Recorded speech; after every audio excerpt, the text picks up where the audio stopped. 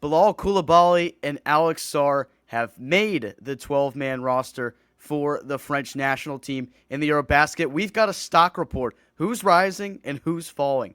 We're going to tell you right now on Locked On Wizards.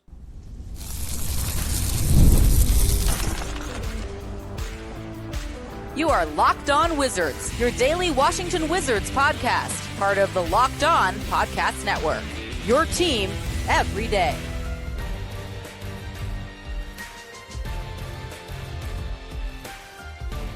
DC family, you're locked on to the Washington Wizards. We thank you for making Locked On Wizards your first listen every single day. Part of the Locked On Podcast Network, where it's your team every day. I'm one of your co-hosts, Ben Schrober. I cover all things DC sports for 106.7 The Fan and the Team 980, alongside DC sports content creating savant and credentialed media member for the Washington Wizards, Abdullah Ayyubi. What's up, man? Alex Sarr, Bilal Coulibaly, a lot to talk about. Still upset about the whole Athletic saying that Sarr wasn't worth being a top 10 pick in the redraft, but people have their opinions. It is what it is. It's the sports world. Yeah, so we gave a lot of love to Alex Sarr, who we felt, kind of got a tough shake, not cracking the top 10 in the Athletics' recent redraft. But in today's episode, we'll give a stock report from our guys playing for the French national team. Bilal and Sarr both cracking the final 12-man roster.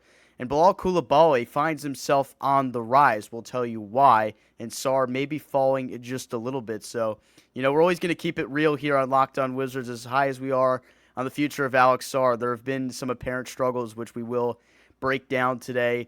This upcoming season could be a make-or-break type of year for Bub Carrington.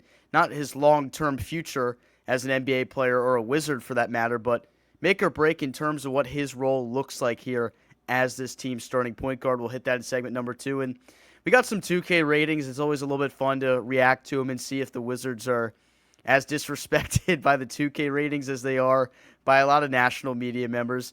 Abdullah, I actually reached out to Sam, who wrote the article from The Athletic. We'll see if we can actually get him on the podcast here. That'll be something. We'll see if we can get a response, have a nice chat with him and, hear his side from why he has Alex Sarr out of the top 10. We could have a nice conversation about it. But stock report, Bilal Coulibaly on the rise, and for good reason.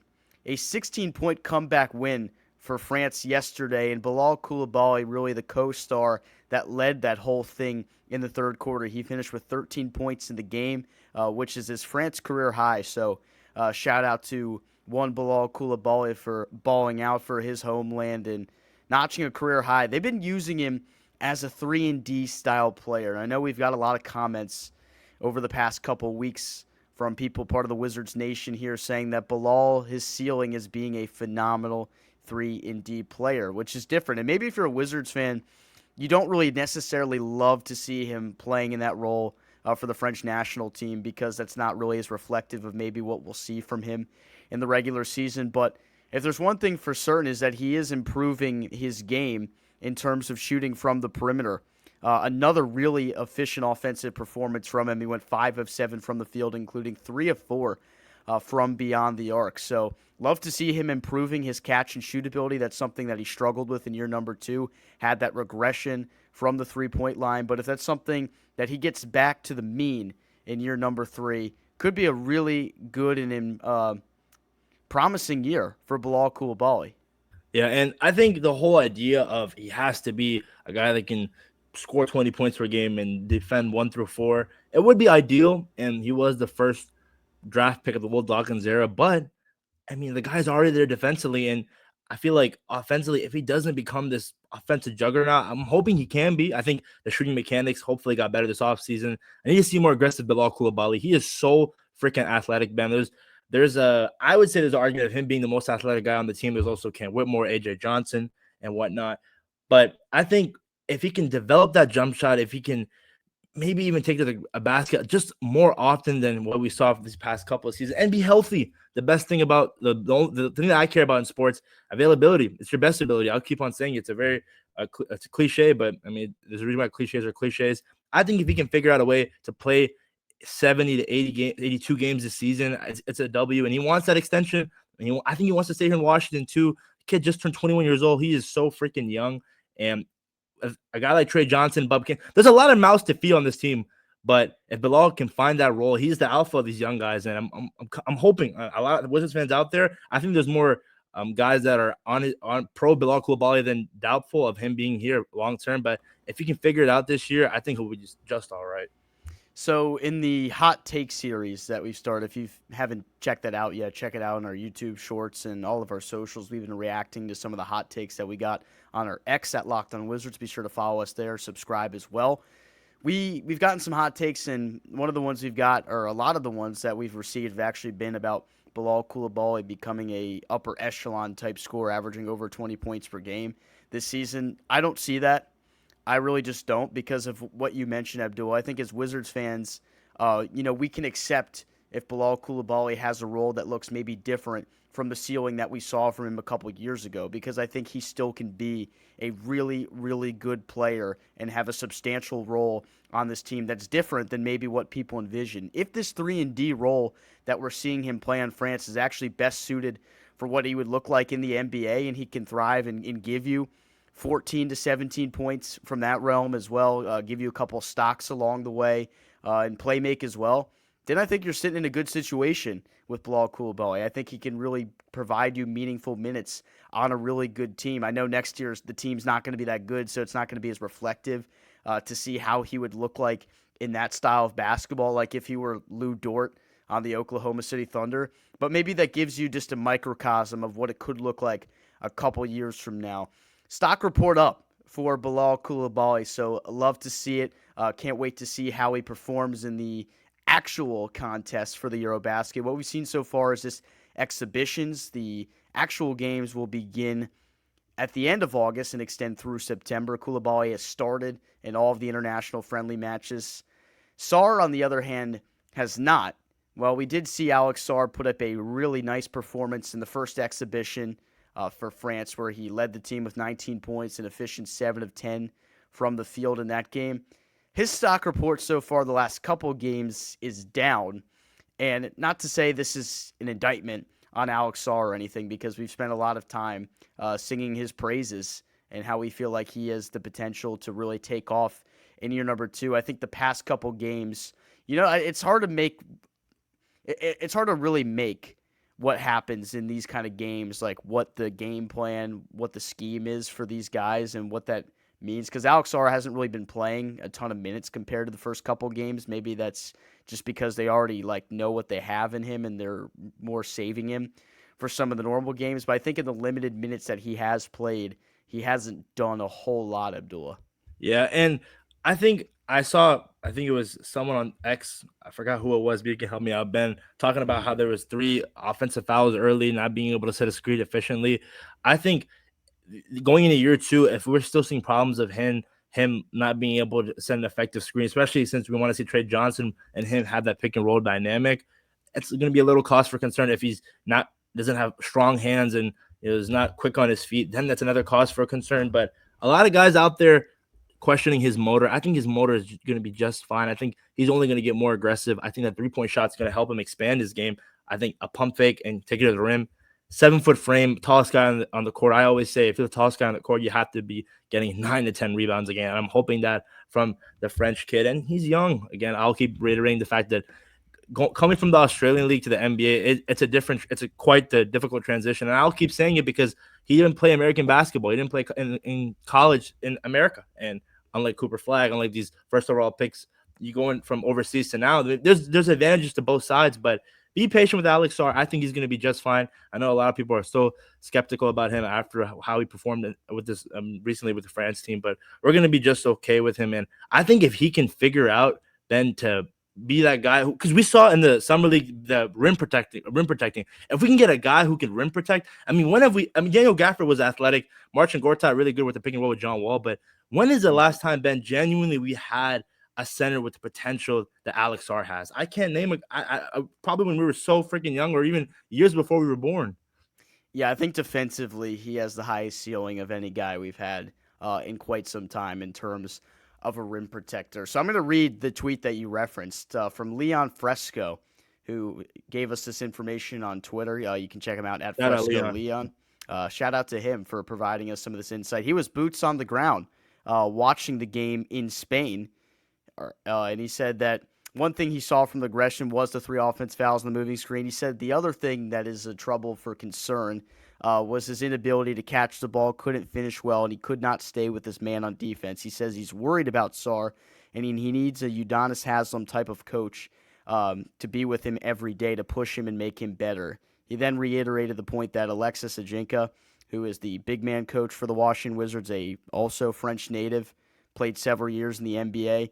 He doesn't think that he's the best fit for him because he had similar problems that Alex Sarr has shown throughout his rookie year in the NBA. So that's something interesting to note. We'll have to see if that's a developing situation, if the Wizards, will roll with the same coaching staff after this upcoming season. I know there's a lot of questions about the head coach, Brian Keefe, and what the situation will look like for him a couple years down the road.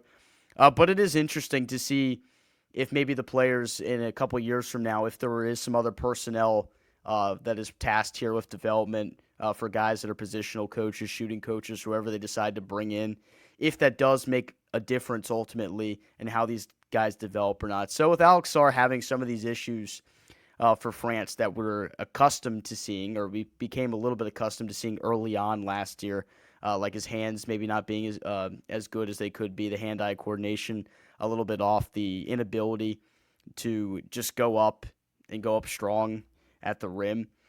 I'm not overly concerned that we're seeing in these games because you have to, wonder for a lot of these games when players are just working on things essentially. And I know this was an exhibition game as well. He's not playing really adequate minutes compared to Coulibaly did, so maybe that plays a factor into it.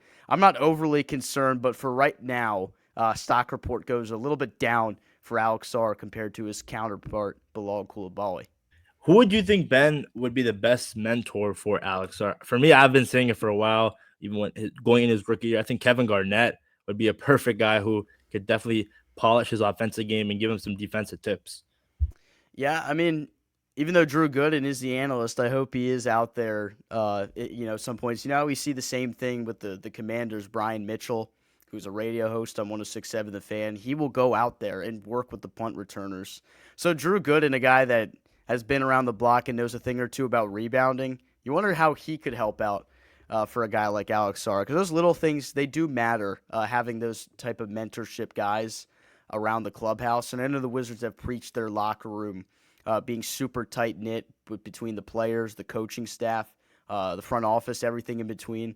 So hopefully we can see some more additions down the road that lead to some improvements overall from these guys. Yeah, and I think in due time, Alex Sarr, I think this whole performance that he had with France this offseason, he's going to be able to go by and say, hey, I'm going to my sophomore year. I got to have a big year to prove why I'm the starting caliber center here in D.C. for the long term. Absolutely. Another guy that will need to prove himself in a starting role for the long term this upcoming season, it's Bub Carrington. This might be a make or break type of year for him in year number 2. Let's talk about that next. August 26th is officially FanDuel Futures Day, a brand new holiday for football fans who live for bold predictions and preseason hurdles. For just 24 hours, FanDuel is giving you deals on NFL season predictions, so whether you're calling your MVP or eyeing a long-shot division winner or ready to crown your Super Bowl champ before Week 1 even kicks off, this is your moment. Take a flyer on the MVP race. If you're a Commanders fan, you got to go with Jaden Daniels. I think there's some good value right there. You want to crown your Super Bowl champion in August? I know Terry McLaurin's not signed yet, but still, got to go with my Washington Commanders. Get the value right there. And parlay your division winner dark horses. Ooh, dark horse to win a division this year in the NFL. That's tough. That is a real tough one. I know we'll have to get back on that one. Visit the FanDuel app today and start planning your futures bet now, because Futures Day is one day and one day only. FanDuel, play your game. All right, we're back here on Locked On Wizards, a make or break type of year potentially upcoming here for one Bub Carrington, the kid with the thickest skin in the entire locker room for this Washington Wizards team. Played in all 82 games as a rookie, all rookie second team for one Bub Carrington, but his role looks much different this year than it did in year number 1. You saw him play off the ball a ton because you had Jordan Poole, and shout out to Jordan Poole, good locker room guy, and provided some fun moments for this team last year, including the game winner in Denver to close out the show. Famous words there from Chris Miller. But ultimately, he is not part of the future long-term plans for this Wizards team, and getting rid of his contract will essentially allow them to free up a ton of financial flexibility next year. And then this is where Bub Carrington slots in, because we're all about the youth movement here in D.C. So this is an opportunity for Bub Carrington to showcase himself as the starting point guard of this team. Now, the things he struggled with in year number one were the attributes you would hope that your starting point guard are not struggling with. He only got to the free throw line around one time per game, didn't flash that much as a playmaker. The one thing that stood out from him offensively was his ability to play off the basketball and get shots like that. Good three-point shot from Bub Carrington, but will he be able to create his own shot at the bounce and get opportunities at the rim? That's what we're looking for here in year number 2, AB. Yeah, after Trey Johnson, Bub Carrington is that guy that potentially has to be able to create his own shot. You lose Jordan Poole. He was a big reason why he won some of those games last season with the game winners. And I want to see how him and Trey Johnson could complement each other really well. I know deep in the regular season, we're going to see more of Trey Johnson. CJ McCollum being there. Who knows if he's going to be here next season? Who knows? Maybe gets dealt with the trade deadline. But Bub Carrington needs to be more aggressive, like you mentioned, Ben. One free throw per game, it's not going to cut it, especially since we have high hopes for this kid. Came from Baltimore, played all 82 games last season. I mean, he was breaking record after record as a rookie, and he's a very confident man. He's tenacity, can go out there at 6'5" and get rebounds, can pass the ball as well. I want to see him and Alex Sarr picking rolls, him and Tristan Vucevic picking pops. It's going to be fun. I think year 2 of him, we're going to see a lot of improvement offensively. Defensively, this Wizards team has a lot of concerns. Maybe he can be the guy that can be the anchor. We'll just have to see, but I can't wait. I think outside of Trey Johnson, I love Alex Sarr as well, and I love Keyshawn, but Bub Carrington has potential to be that all-star type of point guard that we really haven't had here since John Wall, and I think a backcourt of him and Trey Johnson will just give us shades of what John and Brad did here in D.C. I love Bub Carrington a lot as a player, but as a Wizards fan, we're always thinking about the future, and unfortunately for the past couple of years, we've thought a lot about future draft prospects, and it's another year, folks, where if you're a Wizards fan, you're going to be eyeing those draft boards throughout the year and seeing who's there, see whose stock goes up, who goes down. But as it stands right there, there's going to be very significant talent available at the top of this 2026 draft, and the Wizards projected by most to win around 18 games last year. I think they win a couple more than that, but barring that, Washington probably a lottery-bound team again. Hopefully they get some more luck than they did last year, even though we still did end up with Trey Johnson. But think about who's likely at the top of this 2026 draft in Darren Peterson, a 6'6" guard that can play the point or shooting guard position. But if he is drafted to Washington, you'd probably see him playing the point with Trey Johnson playing the 2. He's 18 right now, and he's about to be a freshman at the University of Kansas, and he's already projected to be one of the best scorers in the entire nation. Was the best player in high school last year. Coveted combination of size, length, explosiveness, great shot creation ability, and a very capable passer that has strong defensive playmaking prowess as well. So this kind of fits the mold of exactly what the Wizards would be looking for in a player. So if Bub Carrington is unable to prove himself as a starting point guard and the Wizards do pick at the top of the draft, I think it'd be very hard for the Wizards to pass up on the opportunity to take a guy like Darren Peterson and not have him slot in as a starting point guard in the following season. Well, let me ask you this, Ben. What do you think his shooting splits have to be for Bub to prove that, hey, we don't need Darren Peterson. You got me right here. I think you'd like to see him average 15 to 17 points per game, 6 or more assists. I think the shooting splits probably a little, you give a little leeway to a guard, but he's probably taking a lot more tougher shots.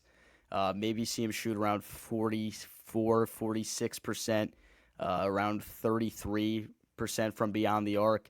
And then also free throw attempts. You'd hope to see him getting at least 6 to 8 free throw attempts per game instead of 1 like he did last year.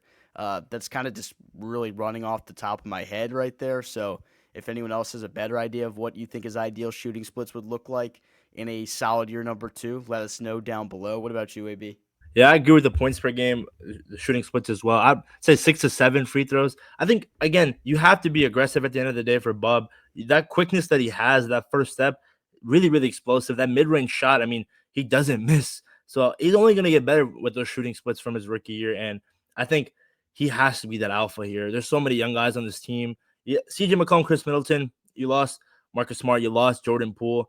Bilal Coulibaly, like I mentioned, he's going to be the alpha of these young dogs. But if he doesn't take that year 3 offensive jump, who has to step up out of the year 2 guys? I mean, Alex Sarr, what if he has his struggles offensively and not being that aggressive? Keyshawn George, what if he's in and out the lineup? Cam Whitmore, a lot of wings on this roster, Justin Champagnie, and so on. Bub Carrington, you're that guy. I mean, AJ Johnson's behind you. Trey Johnson with you as well. I like the chemistry that they're going to develop. I know we saw right after the draft they were doing shooting competitions. Seeing like stuff like that just reminds me of the John Wall Bradley Beal days. So I'm hoping we get that type of backcourt, and it's going to be exciting. I can't wait. Bub Carrington's a guy that I definitely want to get his jersey soon. That'd be a good jersey to get. Which one would you get? Oh, again, I love the cherry blossom jersey, Ben. I think that's for me. That's always going to be my go-to. The ones that the throwbacks they announced recently they're bringing back, like we mentioned in an earlier episode not too long ago, I wasn't the biggest fan of, but maybe it's because I'm a young guy and the older generation is probably going to give me a lot of slack for that. But I love the cherry blossoms. I think that's the best jersey. I just got my Super Bowl era Jaden Daniels jersey. Ooh, I'm sized. It's very fake. It's not a real one. If any of you were like running the NFL shop right now to buy it, they're not available. I have a fake one, and I'm proud of it. I have not an ounce of shame in my body. See, all right, I'm gonna go off topic. I don't see what's wrong with buying reps. What, like, genuinely? What's like in your case? If they're out there, they're not available. On top of it, they're really expensive.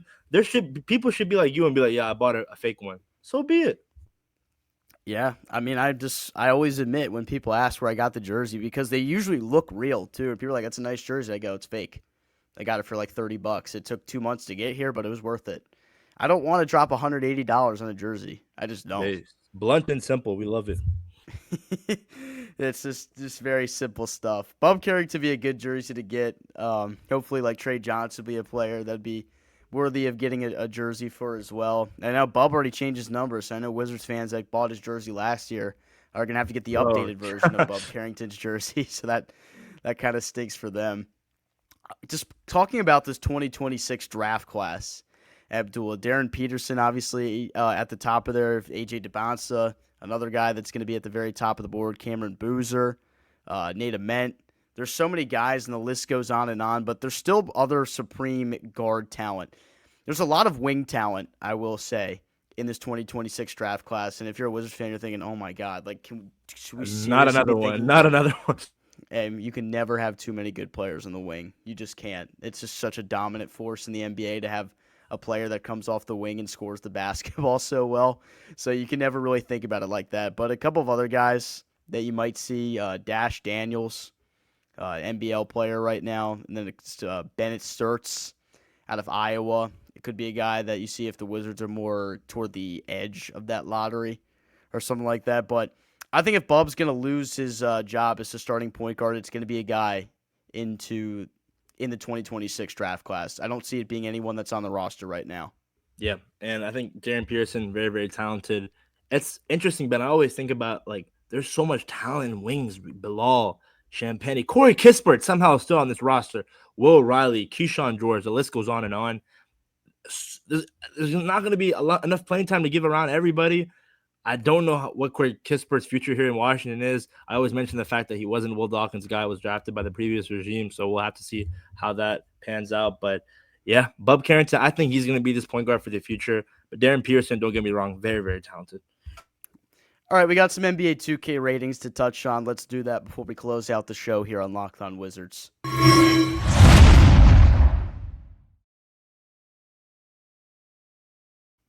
It's always nice to touch on some lighter things here.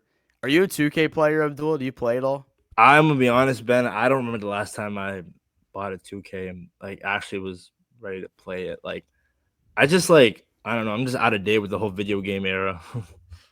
Yeah, I haven't really bought 2K since, I think, 2K20 during COVID. I played a lot when I was in high school. But looking at some of the ratings, so Trey Johnson, it was the 5th highest rated rookie, tied with Con Knipple at 75 overall.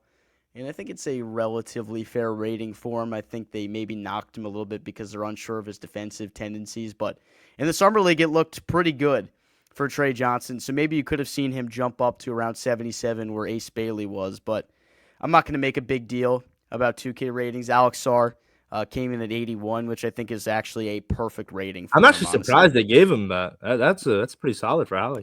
I'd say it's perfect. It's not too high, not too low whatsoever for me. I think Alex Sarr showed some nice flashes in his rookie year and has showed some nice improvements, maybe touches to his game that we'll see in year number 2, but hasn't done enough to get the nod to be upper 80s or whatever right now. Do you think CJ is going to be the highest rated Wizard?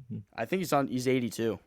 Oh, I think that's what I saw, but I'd have to double check. you think anyone's going to be higher than 82 on the Wizards? Yeah, probably not. Like, yeah, I can't imagine. I mean, I think Bilal's going to get like a 77, 78. It's going to be interesting how they mark it, because I saw the top 10 perimeter defenders in the ratings, and Bilal didn't crack that. So that means his perimeter defense is rated below 90, according to the list I saw, because I think the lowest one in the top 10 list was 90. And I think Bilal is really one of the better perimeter type defenders in the league. I think maybe doesn't get enough love because the Wizards give up so many points every single like when your team gives up 162 points, it falls back on everybody. It's not going to. It's hard to say he's a really good perimeter defender when your team gave up 162 points. A good point. Yeah, it's kind of that situation right there. But it's a little bit fun to think about. I don't know if I'm going to get the new 2K, to be honest, because you and I were going to be at Capital One Arena for every single home game and covering this team. So when am I going to have time to play the 2K is the real question. I love doing my league rebuilds, Ben. When I used to play 2K with my friends, always used to rebuild the Wizards, and I would get deep. I would go into like 2040. It was amazing. It's good stuff. I'm trying to think, like, what's the best, like, Wizards? I would always, whenever I play my career, I'd always make sure I would get drafted. Or I would never, you couldn't control who drafted you, so I would always demand a trade to the Wizards, and that would lead us to the championship, because I just needed to see it. Like, Someone has to do it. Yeah, like, I had to see someone on the Wizards holding the Larry O'Brien with the confetti falling. The 2K was a good way to see it. If any of you guys watching this video or listening play 2K, comment down below some of the things you're looking forward to the new 2K, or any Wizards memories you have playing 2K if you have them. I don't know if I don't even know if that's a thing for some people, but maybe it is.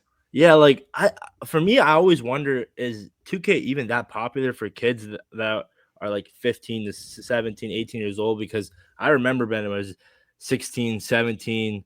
I mean, it was popping. The My Park, everyone was playing 2K. The YouTubers, the streamers. 2K17 was so goated. Dude, it was the soundtracks, like everything they had was just perfect in sync.